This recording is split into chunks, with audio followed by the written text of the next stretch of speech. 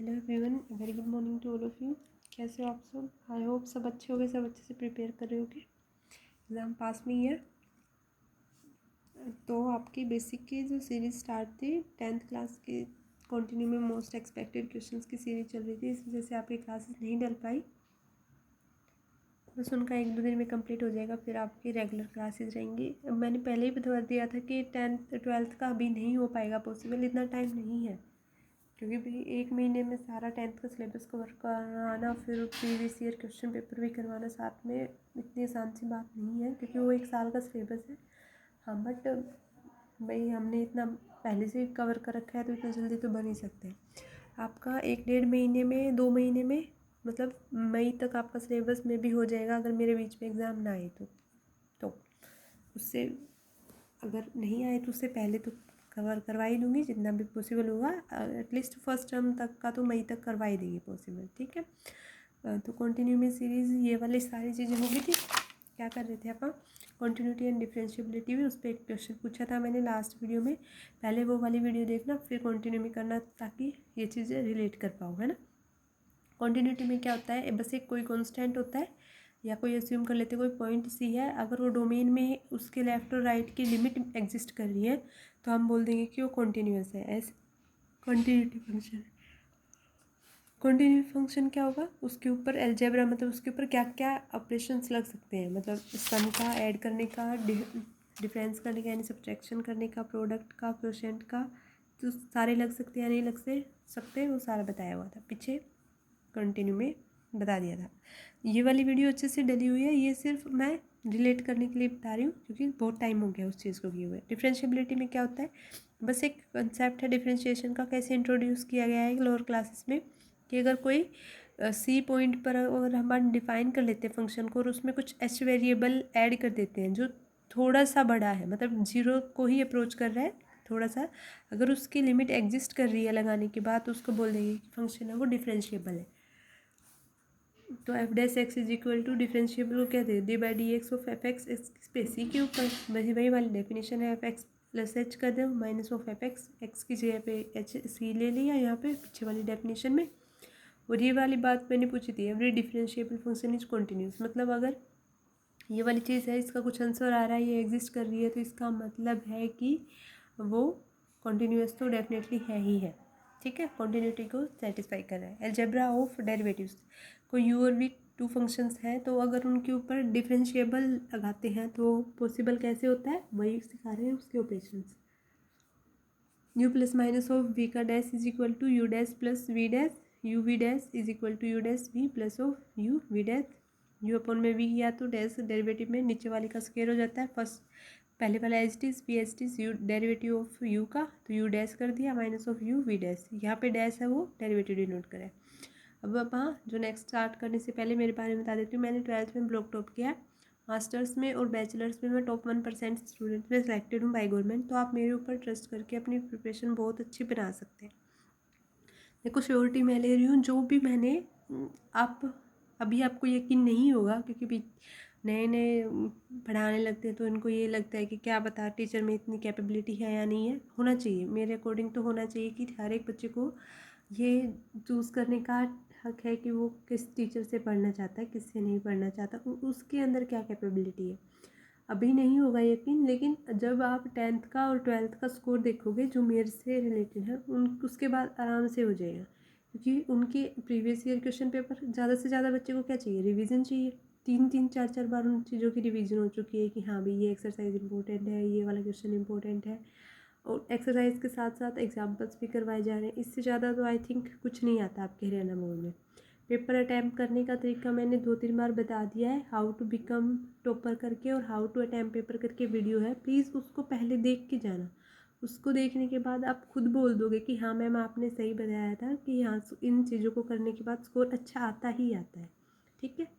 तो वो वाली चीज़ दोनों देखना वीडियो, क्योंकि एक वीडियो छोटी है और एक थोड़ी सी बड़ी है, उसमें हर एक पॉइंट को पहले से कवर करके फिर बनाई हुई है कि हाँ भाई ये चीज़ इंपॉर्टेंट थी तो ये डालनी चाहिए वीडियो में, ठीक है। अभी करते हैं कंटिन्यू। तो आप मेरे ऊपर ट्रस्ट करोगे तो इतना इजी नहीं, मतलब इतना डिफ़िकल्ट नहीं है मैथ, जितना बता देते हैं कि मैथ नहीं बनता, नहीं बनता। अरे बहुत ईजी है, बस समझने पे आओ तो समझने पर अगर आप आ गए कि हाँ समझना है, करना है, देखो ये क्लास सब कुछ हर कोई देखेगा, कोई लिख के देखेगा, कोई करके देखेगा, या कोई सुनेगा। लेकिन मैथ करने का तरीका है कि आप अपने हाथ से बनाओ, जितना हाथ से बनाओगे उतने आपके क्वेश्चन ईजिली बन जाएंगे। ठीक है, तो अभी बनाते हैं आप अपनी, कंटिन्यू करते हैं class. Derivative of composite function, कि टी कोई रियल वैल्यू फंक्शन है which is composite of two functions U and V. तो एफ ऑफ वो है, कैसे डिफाइन है, यू ऑफ वी। तो अगर हम पुट यू एक्स है वो इज इक्वल टू टी और एफ ऑफ वी टी, तो डेरिवेटिव ऑफ एक्स के रिस्पेक्ट में निकालना है ना, डी एफ अपॉन में डी एक्स कर दिया, तो क्या करेंगे, डी एफ अपॉन में डी एक्स करेंगे, तो इसका मतलब इसका डिफरेंशिएशन मतलब डी वी अपॉन में टी के रिस्पेक्ट में होगा, क्योंकि टी वेरिएबल का है। ऐसे ही फिर अगर टी के रिस्पेक्ट में हुआ तो ये वाली चीज़ करनी पड़ेगी, क्योंकि एक्स का चाहिए, तो डी टी अपॉन में डी एक्स, मतलब ये वाली चीज़ हो जाएगी कैंसिल, तो डी वी अपॉन में डी एक्स की जो वैल्यू आएगी वही वाली हो जाएगी सेम, लेकिन अलग अलग कैलकुलेट करना है। एफ है वो टी फंक्शन का है, इसलिए वी को टी के रिस्पेक्ट में डेरिवेटिव किया है। जो ये टी है वो एक्स का फंक्शन है, इसलिए इसको डी एक्स के रिस्पेक्ट में डिफ्रेंशिएट किया है। ठीक है, आई होप समझ में आ गया होगा। देखो ये क्यों किया है, दोबारा बता देती हूँ। ये वी है वो टी का फंक्शन था, इसलिए इसको टी के रिस्पेक्ट में डिफ्रेंशिएशन किया गया है। जो ये टी है ये एक्स का फंक्शन है, इसको इसलिए एक्स से डिफ्रेंशिएट किया गया है। ठीक है, तो डेरिवेटिव ऑफ कंपोजिट फंक्शंस का पॉसिबल हो सकता है, मतलब दो को अगर कंबाइन करके भी डेरिवेटिव बनाना चाहे तो बन जाता है। चेन रूल क्या कहता है, late F B a real valued function है which is composite functions of you V W, that is F of W of you of W of we of you. मतलब अगर यू एक्स कोई T का function है, we T कोई S का है और एफ है वो कोई डब्ल्यू एस का है, तो पहले डब्ल्यू एस अपन में डी डब्ल्यू अपन में डी एस करेंगे, फिर डी एस अपन में डी टी करेंगे और डी टी अपन में डी एक्स करेंगे, तो डी एफ अपन में डी एक्स आ जाएगा। ये चेन रूल है, इसका मतलब अगर 3 या 4 का कंपोजिट फंक्शंस में निकालना हो, यहाँ पे 2 का सीख लिया, अगले में 3 का है, ऐसे 4 का भी आ सकता है, 5 का भी आ सकता है। 5 से ज़्यादा नहीं जाएगा, 4 से भी ज़्यादा आगे नहीं जाता, 3 तक ही रहता है ऑलमोस्ट, लेकिन आना चाहिए आपको। कैसे किया, डी एफ अपन में डी एक्स उसने करने को बोला, तो एफ किसके रिस्पेक्ट में हो सकता है, एफ एक्स का एफ है तो डब्ल्यू का फंक्शन, लेकिन एस के रिगार्डिंग है, तो एस के रिस्पेक्ट में कर दिया डिफ्रेंशिएशन। ऐसे ही इस एस का टी के रिस्पेक्ट में करेंगे और इस टी का एक्स के रिस्पेक्ट में करेंगे, तो डी एफ अपन में डी एक्स आ जाएगा। ठीक है, अब कुछ फॉर्मूला हैं जो आपके एक्सपेक्टेड हैं एग्जाम में, डायरेक्ट ऑप्शंस में भी आ सकते हैं सीधे के सीधे।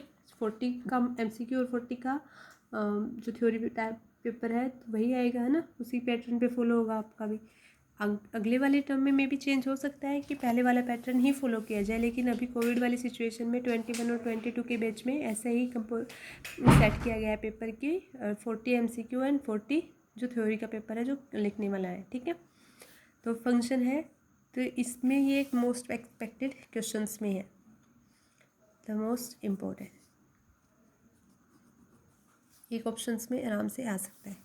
और ये वाली बात सारी की सारी मैथ में आपको बहुत बहुत काम आने वाली है। पीछे वाली क्लास भी ऐसे ही कुछ थी, trigonometry functions I think syllabus से डिलीट है, लेकिन फिर भी मैं बता देती हूँ। इनवर्स ट्रिग्नोमेट्री फंक्शंस का साइन इनवर्स एक्स है, उसकी डोमेन क्या होती है, -1 से 1, क्लोज बाउंडेड है, इसका मतलब ये इंटरवल में एग्जिस्ट कर रहे हैं, ये इंटरवल है, इसके अंदर ये -1 है और 1 है, ओपन ब्रैकेट में वो एग्जिस्ट नहीं करता, उसके पास वाले पॉइंट करते हैं, इसमें ये भी होता है। उसका डेरिवेटिव करेंगे तो क्या आएगा, 1/√(1 - x²। ठीक है, डोमेन क्या है, -1 से 1 क्लोज ब्रैकेट, और डेरिवेटिव करेंगे तो 1/√(1 - x²। कोस इनवर्स एक्स है, उसका डोमेन क्या है, -1 से 1, डेरिवेटिव करेंगे तो -1/√(1 - x²। इसमें सिर्फ माइनस आ जाता है। टेंजेंट इनवर्स की डोमेन क्या है, आर, मतलब पूरा का पूरा रियल नंबर सिस्टम या रियल लाइन। डेरिवेटिव करेंगे तो 1/(1 + x²। कोटेंजेंट इनवर्स का भी सेम है, आर डोमेन, और इसका करेंगे डेरिवेटिव तो क्या आएगा, -1/(में x²। ये चीज़ें बहुत इंपॉर्टेंट है, ये सारा मैथ का बेस है। ये जितनी भी 6-7 आपकी क्लासेस डली हुई हैं वो आपको इतना ज़्यादा मतलब बेनिफिट करेंगे कि आप रिवाइज करोगे तो आपको बहुत जल्दी से सारी की सारी चीज़ें मेमोरी में फिट होने स्टार्ट हो जाएंगी, क्योंकि आपने पहले कर रखा है। अब फॉर्मूला तो रिवाइज ही करने होते हैं, बट कोई और बता दे तो जल्दी हो जाते हैं। सेकेंड इनवर्स एक्स है, ओपन ब्रैकेट -∞ से -1 क्लोज ब्रैकेट, यूनियन है, मतलब इसमें -1 और 1 को इंक्लूड किया गया है, उसके बीच वाले पॉइंट है जो -1 से 1, मतलब इस वाली चीज़ को हटा के उस सारे के सारे पॉइंट्स, ठीक है। और इसका अगर डेरिवेटिव करेंगे तो क्या आएगा, 1/x √(x²-1). Cosecant inverse x का ओपन ब्रैकेट में वही सेम बात जो सेकेंट इनवर्स की थी, और -1/x इंटू √(x²-1) क्या आ गया इसका डेरिवेटिव। तो इन 6 फॉर्मूला से एमसीक्यू में एक आपका एक्सपेक्टेड है, या तो उसकी डोमेन पूछ ली जाएगी या डेरिवेटिव पूछ लिया जाएगा। नहीं, यहाँ पे नहीं हुआ तो आगे तो सारे क्वेश्चन इन्हीं के बेस पे बनाने हैं। अब अगली डेफिनेशन है इम्प्लिसिट फंक्शंस। क्या है implicit function? An equation in the form of f(x, y) = 0 in which y is not expressible in terms of x, मतलब y को एक्सप्रेस नहीं कर सकते x की टर्म में, is called an implicit functions of x and y। ठीक है, मतलब y को रिप्रेजेंट नहीं किया जा सकता x की फॉर्म में, और फंक्शंस कैसे डिफाइन है, f(x, y) = 0। To find dy/dx from, इसका निकालना है dy/dx। कैसे करेंगे, 2 को पहले ले आएंगे, जो भी पावर होगी वो आगे आ जाएगी, फिर एक पावर रिड्यूस कर देंगे, 2 cos ऑफ, एक पावर कम कर दी, 2 - 1 आ गया यहाँ पे। अब इसका डेरिवेटिव, cos y का डेरिवेटिव क्या होता है, -sin y, और y का डेरिवेटिव करेंगे x के रिस्पेक्ट में dy/dx प्लस ये, अब यहाँ पे sin ऑफ x y है तो एक फंक्शन कांस्टेंट की तरह ट्रीट कर लेते हैं, dy/dx निकाल रहे हैं तो cos ऑफ sin का क्या किया, डेरिवेटिव कर दिया, तो cos ऑफ x y। अब x को डेरिवेटिव करेंगे इसका x और y का, अलग अलग होगा सेम एक में ही बन जाएगा, अलग अलग होगा, एक बार x का तो 1 आ जाएगा और dy/dx अलग हो जाएगा। तो आगे बनाते हैं इसी चीज़ को, तो ये वाली चीज़ है, इसको एज इट इज लिख लिया, -2 sin y cos y dy/dx plus of, ये वाली चीज़ थी cos ऑफ x y, तो इसको अलग लिख लिया, मतलब अगले टर्म को अलग लिख लिया। अब d/dx करना है इसका, तो एक बार क्या करेंगे, d/dx करेंगे तो x as it is, first function as it is, derivative of y with respect to x, तो dy/dx plus second function as it is, मतलब y एज इट इज़, और dx इसका डेरिवेटिव करेंगे, x का respect with respect to x ही कर रहे हैं, तो dx/dx करेंगे तो ये कैंसिल होकर 1 आ जाएगा, इसको मैंने सीधा लिख दिया प्लस ऑफ y = 0, क्योंकि अपनी डेफिनेशन ही ये थी, इम्प्लिसिट फंक्शन में जो भी फंक्शन है उस पर x और y लगाने के बाद 0 इक्वल पुट कर दो, ठीक है। तो dy/dx क्या आ गया अपने पास, यहाँ से dy/dx कॉमन आ रहे हैं तो कॉमन निकाल लो। फर्स्ट वाली टर्म से जैसे y of cos x y एक यहाँ पे टर्म बच जाएगी, और इन दोनों का कॉमन है वो डिवाइड में आ जाएगा, तो 2 sin y cos y minus of x cos of x y, ये आ गया अपने पास डेरिवेटिव ऑफ दिस फंक्शंस जो भी उन्होंने दिया था, कौन सा फंक्शन दिया था, cos square y plus of sine of x y = 1 वाला, ठीक है। सिर्फ क्या करना है, इम्प्लिसिट फंक्शन में डेफिनेशन में भी आ सकता है, लिखने को 2 नंबर की डेफिनेशन आ सकती है 2 मार्क में, या फिर ये पूछ लेगा कि इसका इम्प्लिसिट फंक्शन बताओ, निकालना, तो निकाल के प्रूव करना भी पूछ सकता है कि ये आएगा या नहीं आएगा, या फिर एमसीक्यू में भी सीधा पूछ सकता है, तो इम्पोर्टेंट डेफिनेशन है। अब करते हैं एक्सपोनेंशियल फंक्शन। एक्सपोनेंशियल फंक्शन क्या होता है, एक्सपोनेंशियल का ग्राफ देखा है, इंक्रीजिंग फंक्शन होता है कि हर बार पॉजिटिव में ही वैल्यूज आएंगी, नेगेटिव में भी जाती हैं लेकिन कम जाती हैं, इसलिए उसको बोल देते हैं पॉजिटिव फंक्शन है और इंक्रीजिंग फंक्शन है। तो exponential functions with positive base b greater than 1 है, फंक्शन किस फॉर्म में है, y = b⁻x, तो ग्राफ ऑफ y = 10⁻x का इसने शो करें, y = 10⁻x का ग्राफ बना रखा है। कैसे बनाया, 10⁻, पहले मतलब -1 से लास्ट तक चलते आए, अप्रोच टू इन्फिनिटी पे पहुंच जाएगा, लेकिन अभी यहाँ पे नहीं बना रहे, अपन ने 1 से स्टार्ट किया या फिर -1 से ले लेते, 10⁻−1 तो कम होता गया, x की वैल्यू x की जगह पे 0 पुट किया तो 10⁻0, मतलब किसी भी फंक्शन की पावर, किसी भी फंक्शन इन द सेंस किसी भी कांस्टेंट की पावर अगर 0 है तो वो 1 बन जाती है ना, ये रूल है, ये याद रखने वाली चीज़ है। किसी की पावर 1 है या कितने की भी पावर, 1 की पावर कितनी भी है तो वो 1 ही रहता है, और किसी की पावर 0 है तो वो 1 बन जाता है। तो 10⁻0 क्या बन गए, किसी की पावर 0 होगी तो वो 1 बन जाता है, तो आ गया 1, मतलब 0 और 1, ठीक है। y = 10⁻, और कोई भी कोऑर्डिनेट और प्लेन पे जब डिफाइन करते हैं पॉइंट्स को तो पहले क्या लिखा जाता है, x पॉइंट, x का जो भी प्लेन में जो भी x के ऊपर, x एक्सिस के ऊपर पॉइंट है वो x पॉइंट होता है, और फिर जो दूसरे वाला पॉइंट है वो y पॉइंट, तो मतलब x को अगर आपने 0 लिया है तो यहाँ पे 0 हो गया ये x, और उसके बाद x को पुट करने के बाद y की वैल्यू क्या आई, 10⁻0 1 होता है तो 1 आ गई, तो x y हो गया 0 और 1, मीन्स ये वाला पॉइंट सही अपन ने ड्रॉ किया हुआ है, क्योंकि ये एक्स एक्सिस पे 0 हो रहा है एक्स एक्सिस, और वाई है वो 1 हो रहा है। ऐसे ही 10⁻1 है तो वो इंक्रीज होती जाएंगी वैल्यू, 10⁻1 आ जाएगा, फिर ऐसे ही 10⁻2 अप टू चलती रहेंगी। तो डोमेन क्या है इसकी, डोमेन रियल लाइन सिस्टम है। रेंज क्या है, पॉजिटिव में ही बढ़ रहा है, तो रेंज वाली होगी सारी की सारी पॉजिटिव। रेंज डोमेन और कोडोमेन में डिफरेंस पता चल गया सबको। मैंने एक वीडियो में ऑलरेडी बताया था, लेकिन वहाँ पे मैंने बहुत शॉर्ट में बताया था, इसलिए मैंने वो चीज़ एडिट कर दी। फिर मैंने दूसरी एक अलग से वीडियो डाली थी रेंज डोमेन और कोडोमेन पे। रेंज क्या होती है, पहले तो देखो कि फंक्शन डिफाइन है या नहीं है। फंक्शन डिफाइन है, उसके बेस पे ही हम बता सकते हैं कि हाँ भाई अगर फंक्शन डिफाइन है तो हम रेंज कोडोमेन और डोमेन बता सकते हैं। अब अगर फंक्शन डिफाइन हो गया और सिर्फ एक ही इमेज के ऊपर जा रहे कि सारे के सारी मतलब अलग अलग पर हर एक चीज़ को डिफाइन किया गया उस फंक्शन के, तो जो भी पॉइंट पर जाकर वो स्प्लिट होंगी तो उसको बोलेंगे उसकी रेंज है, और जितने भी पॉइंट्स उसके अंदर हैं उनको सारे को बोलेंगे वो उनकी कोडोमेन है। तो ये वाली डेफिनेशन मैंने अच्छे से क्लियर की हुई है एक वीडियो में, तो वो वाली वीडियो प्लीज़ देख लेना ताकि आपको यहाँ पे बार बार वो चीज़ समझने में दिक्कत ना हो, क्योंकि बच्चों का यही कंसेप्ट क्लियर नहीं होता कि डोमेन क्या है, रेंज क्या है, कोडोमेन क्या है, फिर सारा पेपर होने के बाद तक सोचते ही रहते हैं। पॉइंट ऑफ 0 1 है वो always line on the graph, है ना। तो पॉइंट है वो 0 और 1 है वो ग्राफ के ऊपर ही लाई करेगा। इंक्रीजिंग फंक्शन है, यही बताया था मैंने। एक्सपोनेंशियल फंक्शन है वो हमेशा इंक्रीजिंग फंक्शन होता है, क्योंकि उसमें वैल्यूज इंक्रीजिंग वैल्यूज ज़्यादा आएंगी, मतलब पॉजिटिव प्लेन में ज़्यादा आ रही है। फर्स्ट प्लेन है उसको क्या बोलते हैं, ऑल पॉजिटिव मीन्स सारी की सारी चीज़ें पॉजिटिव होती हैं, तो इसमें पॉजिटिव प्लेन में जा रही है तो सारी की सारी रेंज है वो are positive. Real number system में रियल लाइन पे पॉजिटिव पर डिफाइन है।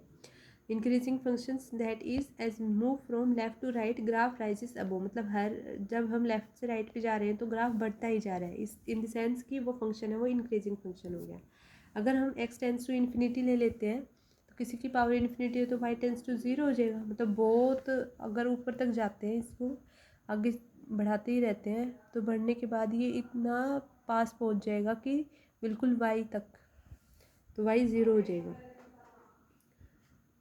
तो अगर डेरिवेटिव करते हैं a raise to power x का तो कैसे होगा, a raise to power x is equal derivative of a x with respect to x.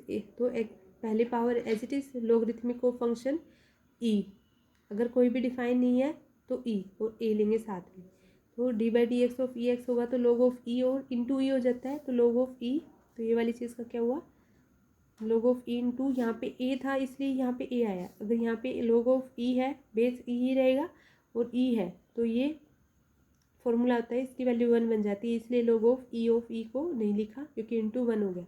Into 1 लिखें या ना लिखें कोई फ़र्क नहीं पड़ता, e raise to power x into 1 लिख दूँ या फिर e raise to power x लिख दूँ, सेम ही बात है, कोई ज़्यादा डिफरेंस नहीं है, ठीक है। बट अगर कहीं पे यूज़ करना हो या प्रूव करवाना हो कि हाँ भाई इसमें log ऑफ ई ही आना चाहिए या किसी और साइड में इस ई को डिवाइड कर सकते हैं क्योंकि ये बेस है ये इसके साथ ही रहेगा, लेकिन ये ई कहीं पे भी जा सकता है, तो प्रूव करवाने वाली चीज़ में तो वो 1 इम्पोर्टेंट है, इसलिए कंसेप्ट तो पता ही होना चाहिए कि यहाँ पे सिर्फ ई रेज टू पावर एक्स क्यों आया। ये बेसिक चीज़ें हैं, बेसिक चीज़ें जितनी अच्छे से करोगे आपका आगे का तो आराम से बन ही जाएगा। Logarithmic functions, let b greater than 1 b है real number, b raise to power x है वो ए है, मे बी रिटर्न एज कैसे होगा log ऑफ, अब देखो बेस क्या है बी, तो log of B of A is equal to X, है ना, ऐसे लिख सकते हैं। तो ऐसे ही फंक्शन डिफाइन है। अब ये वाला फंक्शन था तो कहाँ पे क्या क्या वैल्यूज होंगी, एक्स की रेज टू पावर, अगर एक्स की वैल्यू 1 है तो log 10 इंटू 1 मतलब log 1 होता है 0, जहाँ पे भी log 10 और 1 है इसका मतलब वो वैल्यू आ गई 0, मतलब log 1 जहाँ पे बेस रेज टू पावर 10 है और 1 है उसके साथ में तो ये हो जाती है वैल्यू 0, तो y की वैल्यू आ गई 0। ये x और y होते हैं प्लेन के ऊपर डिफाइन कोऑर्डिनेट पॉइंट्स, है ना। तो graph of y is equal to log, जहाँ पे बेस देखो हर जगह पे बेस लोगरिथमिक ऑफ ही लिया जाता है, लेकिन अगर 10 बेस है तो log ऑफ 1 वो बन जाता है 0। ये इंपॉर्टेंट बात है सीखने की, और इस पर एक क्वेश्चन हमारे पेपर में आया हुआ था, तो आपके लिए भी 100% इम्पोर्टेंट होगी ये चीज़। डोमेन क्या होगी, तो सारे के सारे पॉजिटिव में जा रहे हैं तो डोमेन होगी आर पॉजिटिव। रेंज क्या है, रेंज हो जाएगी आर, सारे के सारे रियल नंबर तक डिफाइन होंगे, अब आगे भी जाएगा और पीछे भी जाएगा तो दोनों साइड में होगी। और इंक्रीजिंग फंक्शन है, हाँ बढ़ रहा है अभी। एक्स रेज टू पावर, अगर एक्स को 0 पुट किया तो वाई है वो इन्फिनिटी तक तो जा रहा है। ऐसे ही वाई अगर functions y is equal to e raise to power x है तो y is equal to logarithmic of e raise to power x हो गया। अब इसका करेंगे तो e raise to power x log of e और x are mirror images of each other, तो लाइन है वो y is equal to x हो जाएगा। अगर ऐसे ही डेरिवेटिव करते हैं लॉग ऑफ ए एक्स का तो क्या होगा, जो ये एक्स है वो आगे आ जाएगा 1 में 1/x log of a of e, मतलब कुछ गिवन नहीं था बेस है तो ई हो जाएगा 1 वाली चीज़ के लिए। तो d/dx of logarithmic of E 1/x हो जाएगा। मतलब अगर लॉगरिथमिक ऑफ ई और x का डेरिवेटिव पूछा जाता है तो लॉग में जिस, देखो हर एक जगह पे लॉग वो बेस लेना है ई, लेकिन जहाँ पे 10 डिफाइन है उसकी वैल्यू हो जाती है, अगर लॉग ऑफ बेस 10 डिफाइन है और 1 है साथ में तो वैल्यू हो जाती है 0। अदरवाइज हर जगह पे लेना है लॉग बेस जिसका ई और एक्स डिफाइन हो तो उसका, अगर log ऑफ एक्स हो गया मतलब ये सिंपल की बात है ऐसे कि log ऑफ एक्स अगर गिवन होगा तो उसका डेरिवेटिव हो जाता है 1/x। तो ये याद करने वाली बात है, रिमार्क या हिंट टाइप की, ठीक है। अब अदर प्रॉपर्टीज़ हैं लॉगरिथमिक फंक्शंस की, क्या क्या है आज इतना ही करेंगे, ये वाले काम करेंगे अपन नेक्स्ट क्लास में, तो रोल्स थ्योरम का और 1-2 डेफिनेशन और है। log ऑफ जहाँ पे बेस पी मतलब बी गिवन है और पी क्यू है, मतलब प्रोडक्ट है दो फंक्शंस की और बेस है पी, मतलब बेस तो कुछ भी हो सकता है अपन ने डिफाइन किया हुआ है, जहाँ पे नहीं डिफाइन वहाँ पे ई ले लो, जहाँ पे डिफाइन है वहाँ पे वही वाली चीज़ रखो। तो अब इन दोनों को अलग अलग कर दें या प्रोडक्ट कर दें तो सेम ही बात आनी है। तो मतलब ये प्रॉपर्टीज आपको आगे यूज़ करनी है, तो याद करने के लिए बता दी मैंने पहले ही कि अगर बेस बी है और पी और क्यू प्रोडक्ट में है तो उनको अलग अलग सम में लिखा जा सकता है। ऐसे ही पी बाई क्यू है तो उसको पी माइनस क्यू लिखा जा सकता है, क्योंकि ये माइनस ऑफ क्यू में पहुंच जाएगा ना, यही वाली चीज़। बेस है P raise to power x है, तो अगर इसका करेंगे तो X of log raise to power, तो एक्स आगे आ जाता है, उसको भी सोल्व करेंगे तो वही सेम बात आनी है। मतलब अगर इसका डेरिवेटिव निकालेंगे इसका डेरिवेटिव तो सेम ही आना है। लॉग ऑफ बेस है ए और पी बी है डिफाइन, तो कैसे होगा, log ऑफ ए अपॉन में log ऑफ बी और पी कोई अलग वेरिएबल ले लो तो इसको ऐसे लिख सकते हैं। मतलब ये वाली चीज़ आपको याद करनी है, आगे फॉर्मूला में यूज़ करके क्वेश्चंस बनाने हैं।